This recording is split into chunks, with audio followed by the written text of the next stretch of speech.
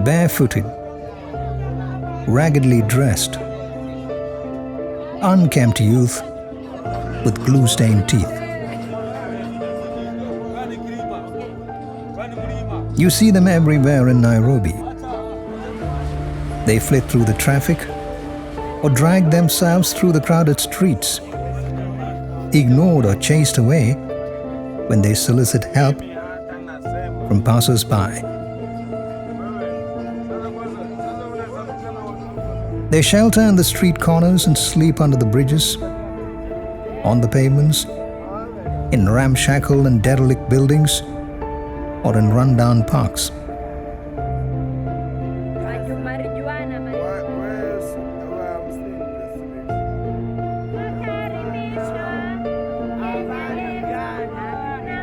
They suffer from malnutrition, are sleep-deprived, and exposed to the vagaries of nature, the scorching sun, the freezing cold, and the drenching rain. Malnourished, ignored, and feared, they are maltreated and abused even by their peers.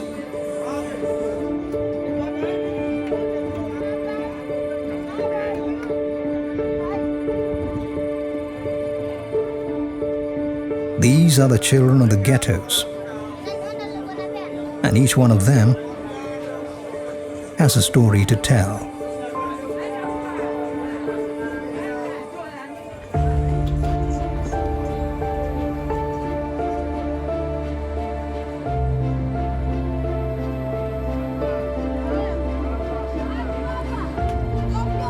They make up approximately 70% of the ghetto population. Raised mostly by single parents, they have little educational qualifications and consequently limited employment opportunities.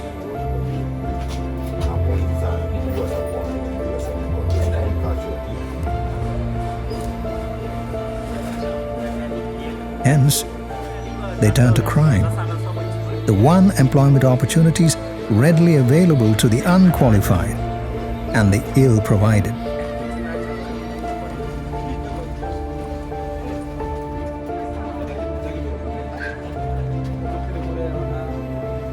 The ghettos are out of bounds for the outsider. The youth who are branded criminals are easy targets for the police. And their lives could be quickly snuffed out with no questions raised about their right to life and security.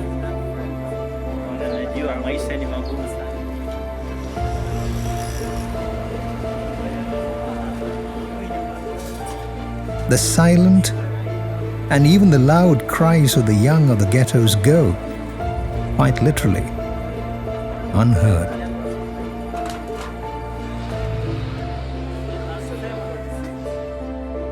The need of the hour is empathetic hearts.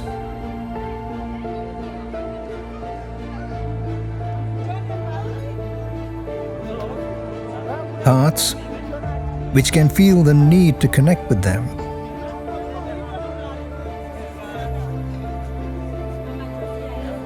And provide both for their affective and material needs as they strive to survive in their tin roof shanties.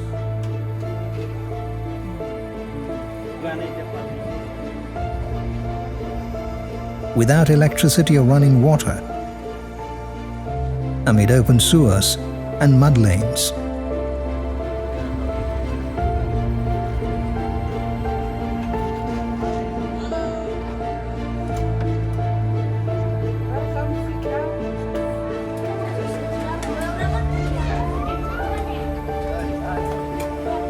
Given their birth and growth circumstances, they are easily sucked into a life of vices and easily succumb to the consequences of alcohol intake, drug addiction associated with malnutrition and infections.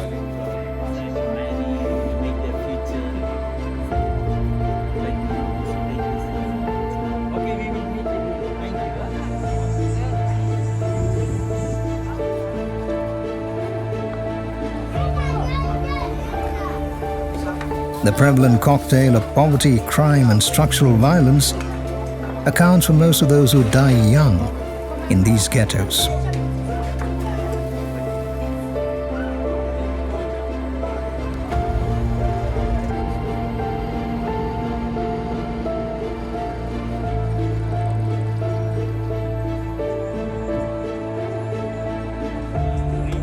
In 1841, in an analogous situation, Don Bosco heard the cry of the young on the streets of Turin.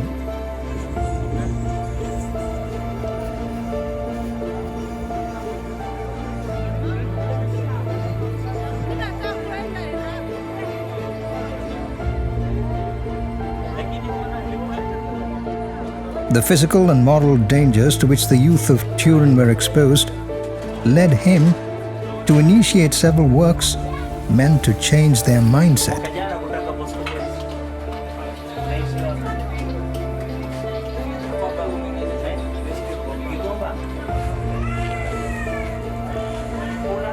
Give them the right motivations and eventually make them good Christians and honest citizens. The typical system he followed was based on a friendly and loving approach, reason, and religion.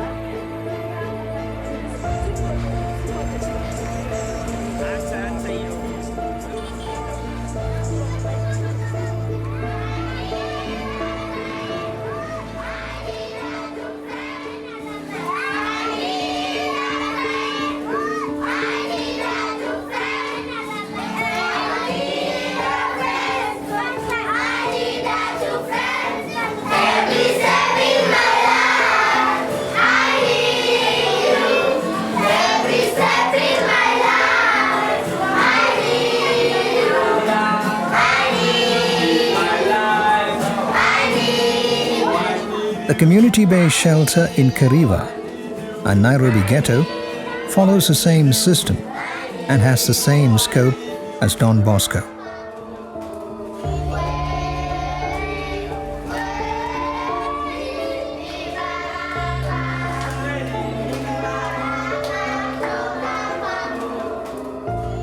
It acts as a contact center providing local children with nutrition, recreation facilities, counseling, and opportunities for spiritual growth.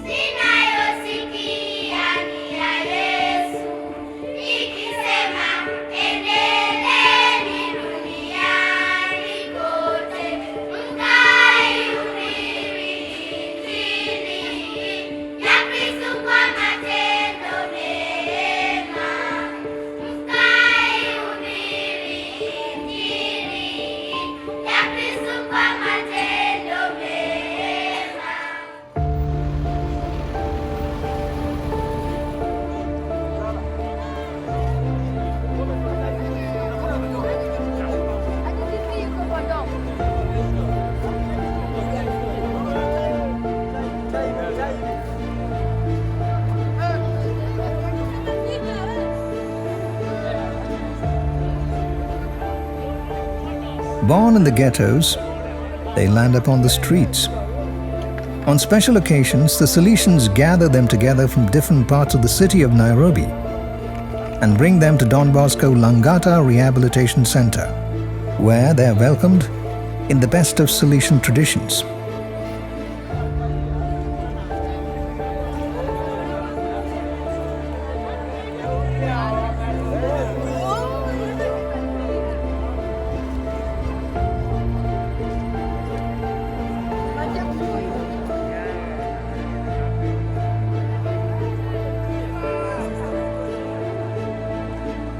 The Salesians do it trusting that this could well sow in their hearts the first seeds of self-transformation.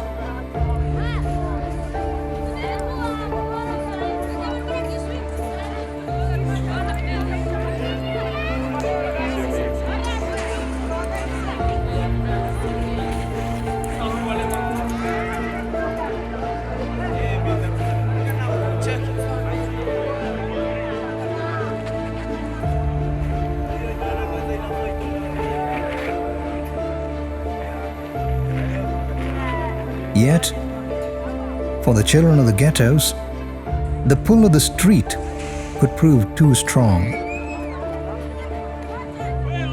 Many returned to a life they had left behind. Still, the Salesians persist.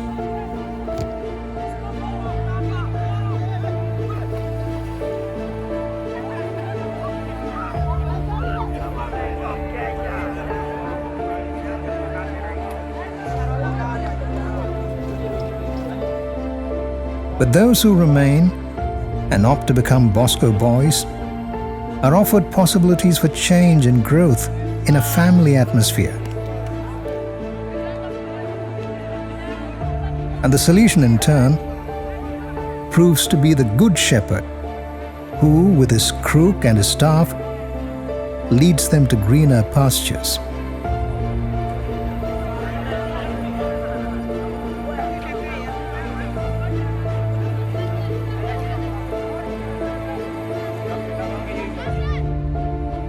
And with time, they reach heights they could never ever have dreamt of before contacting the Salesians.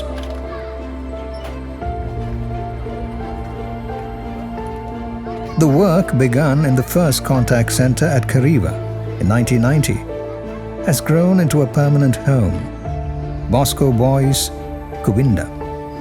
The young at Bosco Boys have a place to call a home, where their basic needs are met. Emphasis is laid on education, and moral and spiritual support is assured.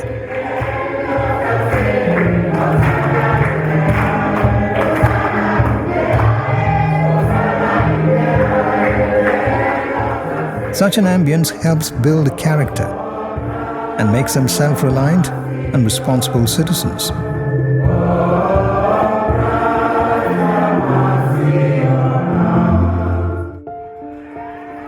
The feeling of being loved and helped in a family atmosphere generally helps them resist the street's persistent pull.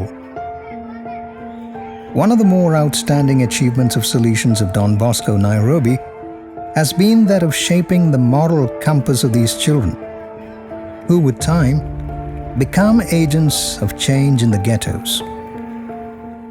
I came to Bosco Boys in 1999. I made it to the university where I studied computer engineering. I am now a proprietor or an investor. The children who were with the Salesians of Don Bosco once usually are the link to the hard-to-reach areas in the slum. And the center at Kariva is youth-led. When I came to Bosco Boys, my life turned around. I grew up at Bosco Boys Kuwinda. Before I came to Bosco Boys, I was a former street boy in Kawangware. I passed my primary school exam and proceeded to high school. And after high school, I came back to Bosco Boys to volunteer so that I could give my appreciation back to the community. As a class 6 teacher, I was teaching science and also teaching young kids computer studies. And after that, I was very lucky because Father Sebastian gave me an opportunity to join university. I went to the university and I took a bachelor's degree in international relations, where I concentrated in foreign policy diplomacy, and I did a minor in management. After that, I didn't want to take a regular job because I wanted to pursue my own dream, and I was feeling I was empowered to do that, and that's where my passion was. I started working with young people so that we can bring up a new generation of young leaders who can at least continue shaping the society and making the world a better place. In my journey of self-discovery and after university, my university education, I also took up different courses and I joined different groups. I followed the President's Award until I got the Golden Award from the President. I also represented Kenya and East Africa at the Nudge Global Impact Leadership Challenge in Amsterdam. The work among the street children in Nairobi by the Salesians of Don Bosco has thus transformed itself into a movement The biggest thing that Don Bosco has done in my life is giving me an opportunity to continue with my studies, since from primary school to secondary to the university. Several kind-hearted people have joined hands with the Salesians for the benefit of the children.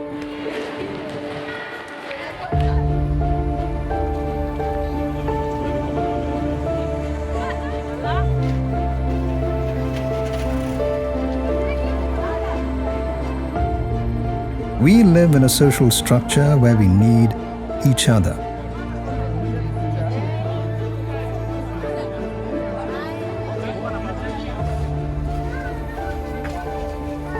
And there is no place for any negativity in our approach. We draw strength and hope from each other. And we live by the great African concept of Ubuntu. I need you to be me, and you need me to be you.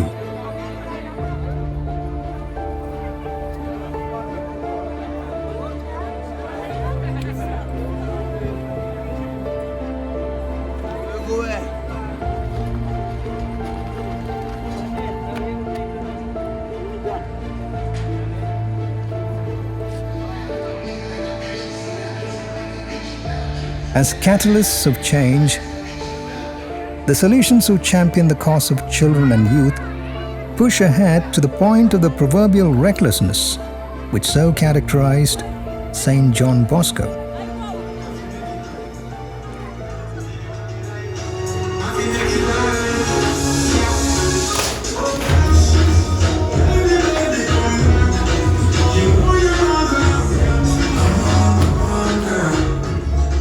This has led to the formation of a well-motivated and morally sound group of young people around them. With their help, Don Bosco continues its relentless mission, picking up gems from the ghettos of Nairobi.